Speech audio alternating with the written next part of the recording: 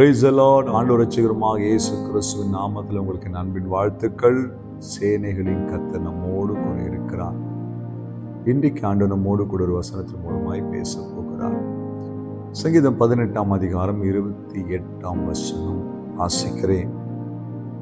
என் தேவனாகிய கர்த்தர் என் இருளை வெளிச்சமாக்குவார். சங்கீதக்காரன் எழுதுகிறார், தேவரீர் என் விளக்கை ஏற்றுவீர், என் கர்த்தரன் இருளை வெளிச்சமாக்குவார். இன்றைக்கு அநேக குடும்பங்களிலே ஒரு இருள் சூழ்ந்திருக்கிறதை பார்க்கிறோம்.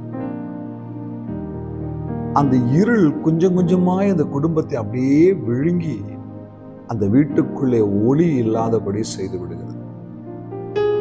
எந்த மனுஷனையும் பிரகாசிப்பிக்கிற மெய்யான ஒளியாகி அந்த இயேசு கிறிஸ்து இந்த வீட்டுக்குள்ள வர முடியாதபடி அந்த இருள் அவர்களை தடை செய்கிறது.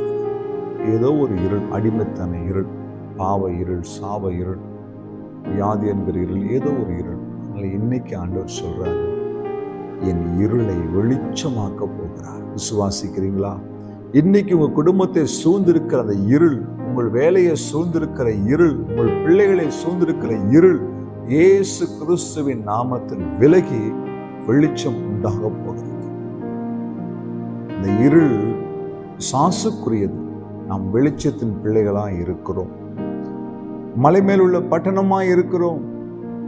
ஆம் தெய்வ பிள்ளைகளே, இருளுக்குரிய எந்த காரியத்துக்கும் இடம் கொடுக்காதீங்க. இருளுக்குரிய எந்த காரியம் நம் வாழ்க்கையில வர்றதுக்கு அனுமதிக்காதீங்க.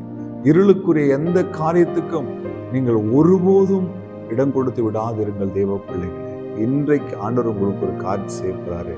உங்கள் இருளை இன்னைக்கு அவர் வெளிச்சமாய் மாற்றப் போகிறார்.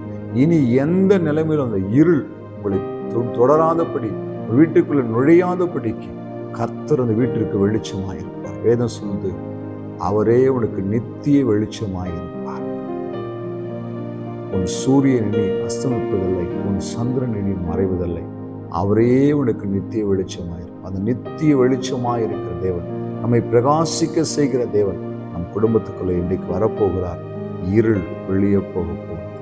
நிறைவானது வரும்போது குறைவானது ஒழிந்து போகும். அது எதுவா இருந்தாலும் சரி, குறைவானதெல்லாம் ஒழிந்து போகும். நிறைவான தேவன் நம்மை நடத்த போகிறார். இருள் விலகி ஒரு வெளிச்சம் உண்டாகும். ஆசீர்வாதம் வரும். நன்மைகள் உங்களை தொடரும். இதுவரைக்கும் பார்த்த அந்த இருளின் வல்லமைகள் இன்றைக்கு விலகி ஓடும்படியாக நான் ஜெபிக்க போகிறேன். என் கூட சேர்ந்து ஜெபிக்கலாமா? எங்களை நேசிக்கிற நல்ல தகப்பனே, இந்த வார்த்தைக்காய் ஸ்தோத்திரம். தேவரீரின் இருளை வெளிச்சமாக்கு. ஆம் தகப்பனே, எங்கள் இருள் வெளிச்சமாய் மாறட்டும். இந்த வார்த்தை கேட்கிற ஒவ்வொரு குடும்பத்தில் காணப்படுகிற எல்லா இருள்கள், சாப கட்டுகள் இயேசுவின் நாமத்தில் நிர்மூலமாகட்டும். செய்தி நன்றி.